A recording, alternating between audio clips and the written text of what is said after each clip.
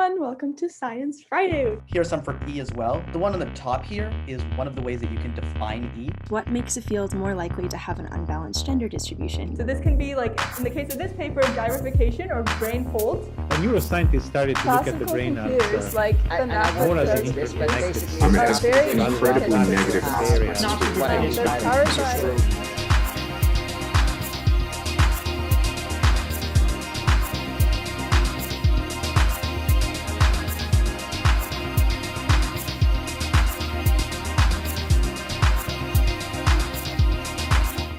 Hi everybody.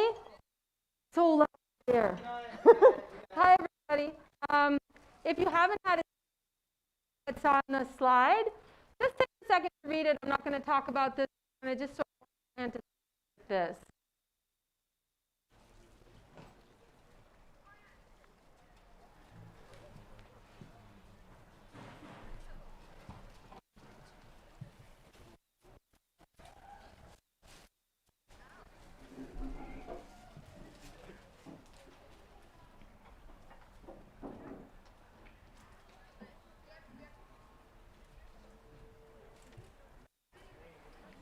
So this is the kind of thing that we often hear who do yoga in institutional settings, particularly in correctional settings.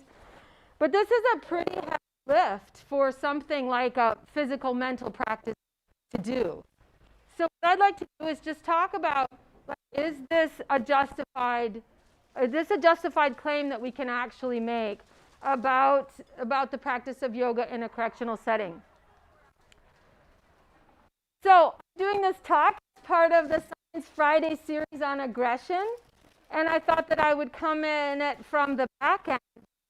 What about for people who already have established aggression, who are already in prison for in many cases, aggression that they've done, harm against other people?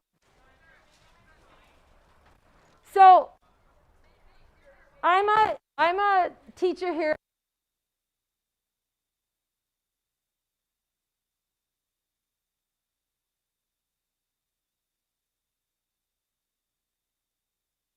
A body-based therapist.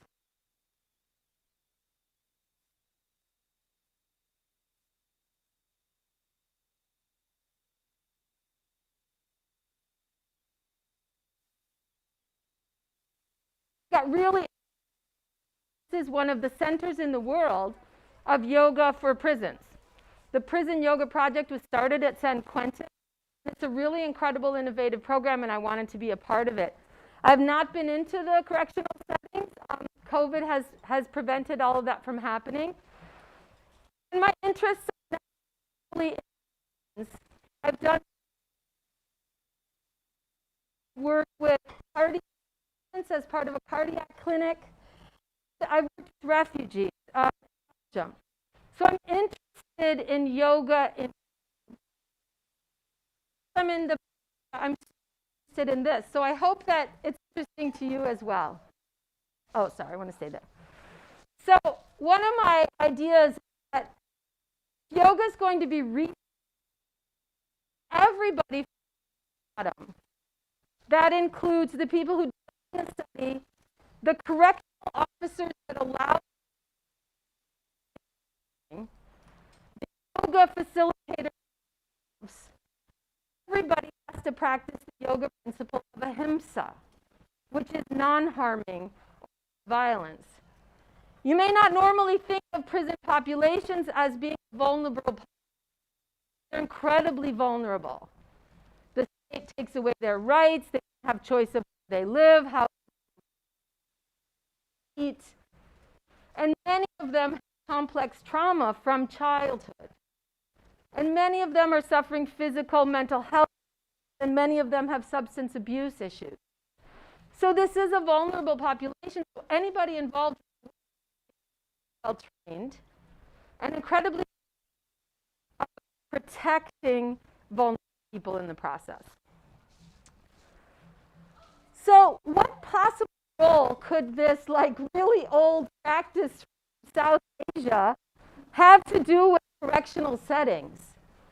Well, at the beginning, I think people were thinking about it as a pro-social activity.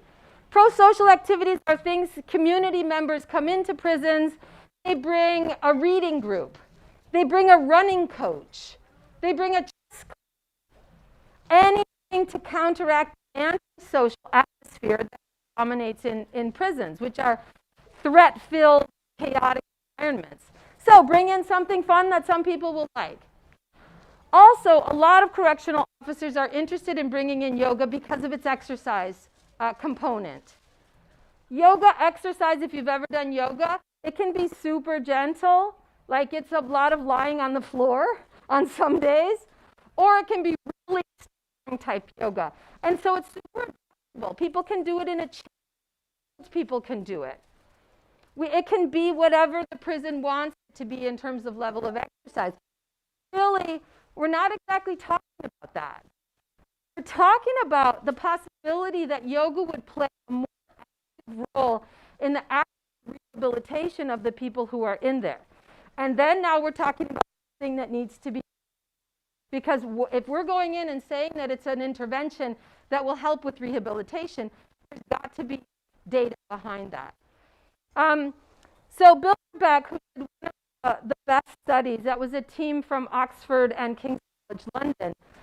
In the lit review that they did for their study, this is what they sort of the moment about 6 years ago when prisons were really adopting yoga. Heightened levels of personal distress, aggression, antisocial behavior are commonly reported among incarcerated people.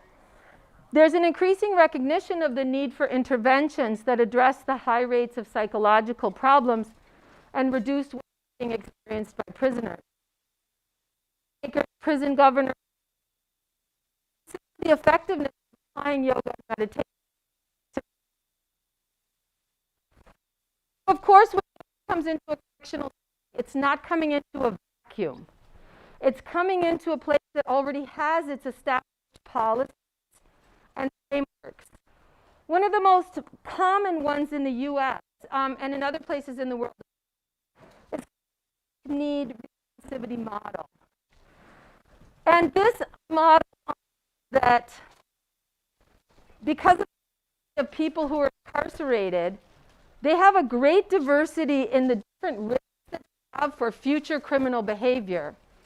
And because of risks, they have very different rehabilitative needs. And these can be demographic and personal factors, their criminal history, substance abuse, and this thing that we call ACEs.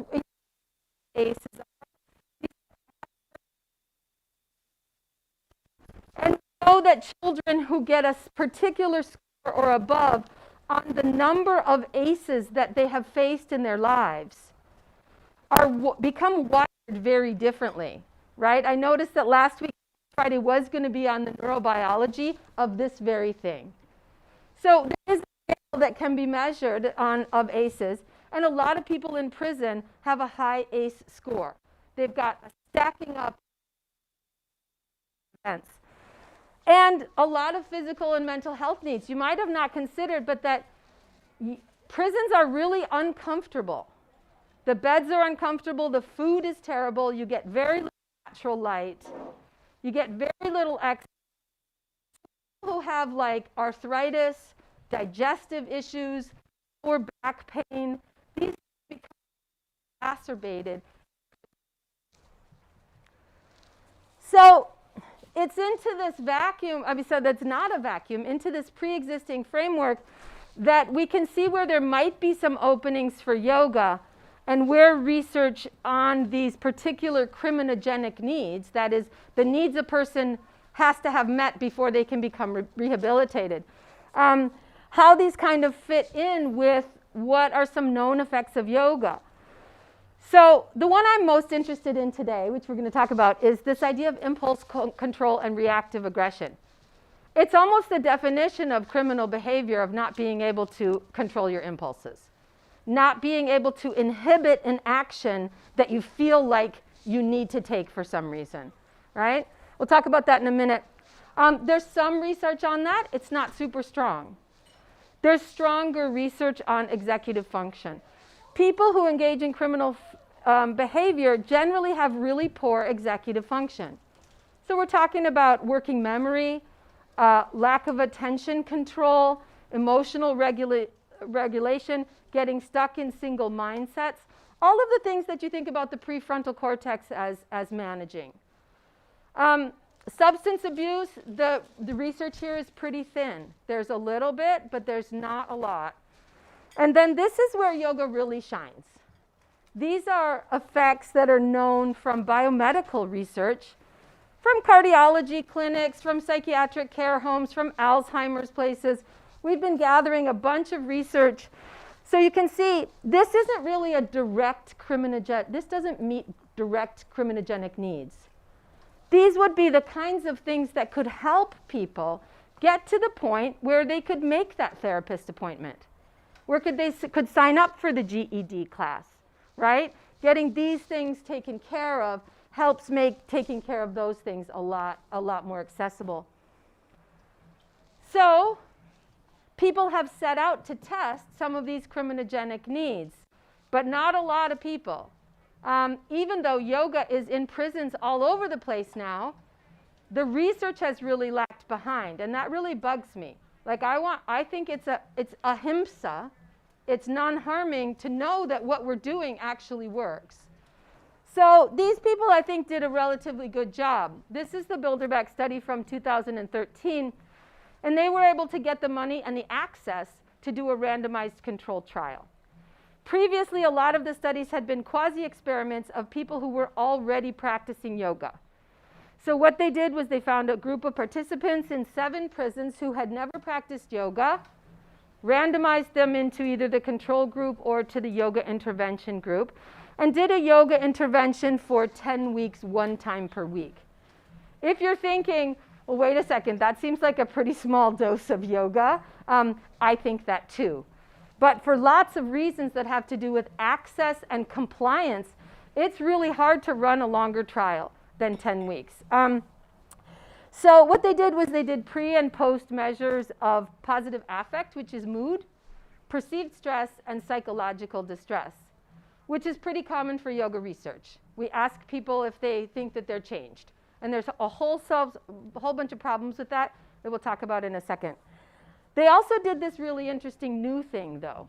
They introduced in the yoga intervention, post-intervention, this cognitive behavioral task called go, no go. And this is a computerized test where you sit down and you see a little symbol that you've been told means go. And when you see the go symbol, you press the space bar.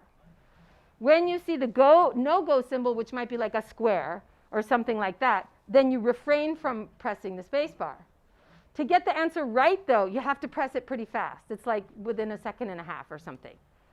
So the other thing they do is they load the go responses.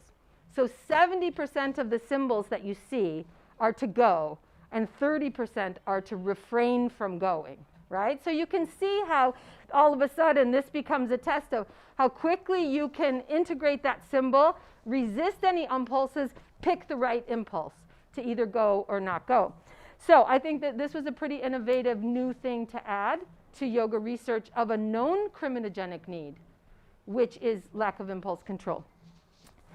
At the end of this, they concluded that yoga has beneficial effects both on subjective well-being and mental health, which we kind of already knew, but also on enhancing cognitive behavioral functioning. And that's sort of pretty interesting. So here's the graph of the data on the 3 psychological measures of affect, which is mood, perceived stress, and distress. This is the pre-intervention measurement, and this is the post-intervention measurement. So they found that on all 3 measures, even after 10 weeks of yoga, there was a significant difference between the control and the other group. And then on the go, no-go task, you can see the yoga's in green and the controls in purple. And it's also really obvious that it seems much harder to inhibit. Can you wait for a second? It's much harder to inhibit your response than it is to go when it says go, right? So they found a significant difference between the performance of the yoga group and the control group on the go, no-go task as well. So let's talk a little bit about the strengths of this, and then let's get into the limitations and what that could mean for people who want to do research on this in the future. So what's positive is that they tried to match a yoga trial with a known criminogenic need. We don't really need that much research anymore about the indirect needs. Back pain, helping you manage your diabetes, helping you with your joint pain. These are helping sleep. These are already known effects of yoga from biomedical research. It's good to see that they also happen in a correctional setting, but it wasn't a big surprise. Seeing this idea of trying to come up with an innovative test of how can we actually get at that criminogenic need so that we can support claims or stop doing that because it doesn't work and find something else to do with incarcerated people. It's one of the few studies that was done in a correctional context. Before, people study yoga like a cardiologist finds that this particular breath is good for reducing the stress response. But there's nothing that says that applies automatically to a fundamentally different population, which is of incarcerated people. So if we're going to bring yoga into those kind of populations, we have to have research that's done contextually on the actual people. And that they used known psychological scales. They didn't make these up. These are already existing. And a known measure of impulsivity. And then there's some other positive things about matching the controls. Oxford and King's College have a high degree of institutional credibility. They used an exercise journal for both groups to make sure that there weren't any differences, like maybe the people in the non-intervention group were like going running every day or getting, so they wanted to make sure that those were about the same, which they were. And they had to choose a kind of scale for people who are largely uneducated, and they had to make it really accessible for them, either having it read to them or having it on a tape, because you can't have people read and answer a scale if they don't know how to read or if they don't know how to read very well. So, but still, there are a ton of challenges to even thinking about research in correctional settings, not just with this study, but with research in general in correctional settings. One of the biggest ones is attrition, which is when you lose your subjects. Mental health populations and correctional settings populations, part of the issues that those people have is not being able to stick to something, right? That's sort of part of the definition of having that identification. So they lost a lot of subjects just over 10 weeks. And they ended up including the people who only did 6 yoga classes. So if they did 6, 7, 8, 9, or 10, their data counted. If you've ever done yoga before, which I think many of you have, think about the power. Could 6 yoga classes once a week make neuroplastic changes in a long-time behavioral pattern? Like, sure, yoga makes you feel better after you practice it. That's great. But if we're really going to get into something like impulse control, we're going to have a much longer trial, like 2 years of yoga. And then we can talk about the effects of that. Also, as I'm sure you noticed, perceived stress is not the same thing as having physiological markers of stress. So that's a real limitation. They were not able to get access to, say, the prisoner's blood to test stress levels or even salivary cortisol levels. They couldn't get them to wear monitors to test heart rate variability, which is a measure of heart and respiratory health. But on the good side, those people were protecting the incarcerated people from the invasiveness of physiological measures, right? Do you really want researchers from Oxford to have your saliva and your blood? Do you want them to know what crime you committed. So maybe that's a necessary protection of incarcerated people, but it definitely makes gathering the data that would make the other data clearer really, really, really challenging. And of course, I think the dose is too small, and we end up with just a little snapshot, almost like a proof of concept. There's a little snapshot of yoga's effects rather than an actual big trial. There's potential problems of ecological validity. I mean, ecological validity is good because it's in a correctional setting with real people who are really incarcerated. But how effective is the go, no-go as a proxy of behavior outside of prison or even in their cell, right? Is that an accurate measurement? They didn't do a pre-test of the go, no-go, mostly because that's a test that you can learn to get better at. So they didn't want learning effects, and they were also trying to disguise their aim that they were testing impulsivity particularly. So in that deception, they lost the data, I think I just lost my thing, that you could get from having a pre and a post test of the go, no-go. They didn't have a standardized home practice, and we don't know about cross-cultural validity outside of the UK. There were a couple of women in the study, but it was a really small number, so we don't know. What about for teen offenders, for juvenile offenders? Like, we don't know if this stuff will actually apply to other settings.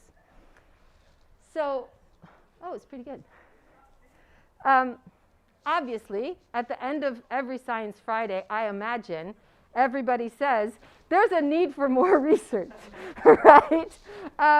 So I think there's a need for more research. And I want to talk about these bottom buttons really quickly, and then I want to talk about the first one. So without those physiological measures and a longer study, it's hard to say if the things that we think are lowering stress are actually the things, if that's actually happening, and if the mechanisms are what we think they are without those measurements, right? We know that yoga contributes to regulation of your autonomic nervous system. It makes it more flexible. You can move in and out of stress response and parasympathetic mode and not get stuck in stress. We know that it boosts functions of the prefrontal cortex. And we know that yoga increases GABA, which is the body's major inhibitory neurotransmitter. So lots of stuff. But how do we know that that's what was happening in this prison setting? We have no way. We're just guessing at the mechanisms of the results. What's the best way to study yoga interventions and recidivism? Should we just get a whole bunch of people who did yoga in prisons and then just correlate, do they end up back in jail or not? That's a big, messy monster, right, of correlational data. But somebody could take that on. And which kind of yoga, right? There was just a big study that came out by the Journal of the American Medical Association of Kundalini yoga and anxiety. And like, as a practitioner, somebody who practiced Kundalini for a long time, Kundalini is not the one that I would have picked for anxiety. I can think of 3 other kinds of yoga that I would go to before I'd go to Kundalini. So like, which yoga? Who's in control of this? There's no central yoga. There are thousands of yogas, right? There's no clearinghouse. Nobody's in charge of yoga, you know? And the dose is too small, and lots of people are coming to that conclusion. And I would leave you with the point, which is actually a big point that I sort of wanted to make all along, which is that this reductionist approach that I'm suggesting to test criminogenic needs is really valuable, and I think that people will continue to do this. But there's a part of me, too, that thinks yoga is a 3,000-year-old indigenous knowledge system. What are we doing breaking it apart to test the little pieces of it? Who's actually giving the whole big yoga, all 8 limbs of yoga, a chance? It's really hard to measure. So we've got a cardiologist who says, hey, this particular breath works for my patients, and then the rest of the yoga just goes away. They just grab that one breath. So I'd like to see a big study, maybe a longitudinal case study with a number of different methods, 2 years, 5 years, 15 years, 20 years, on the effect of a complete yoga practice with daily practice, and see what kind of effect that would have on all of the criminogenic needs that we have in people who end up in incarcerated situations. So that is my talk, and I'm right at the time. I'm kind of amazed.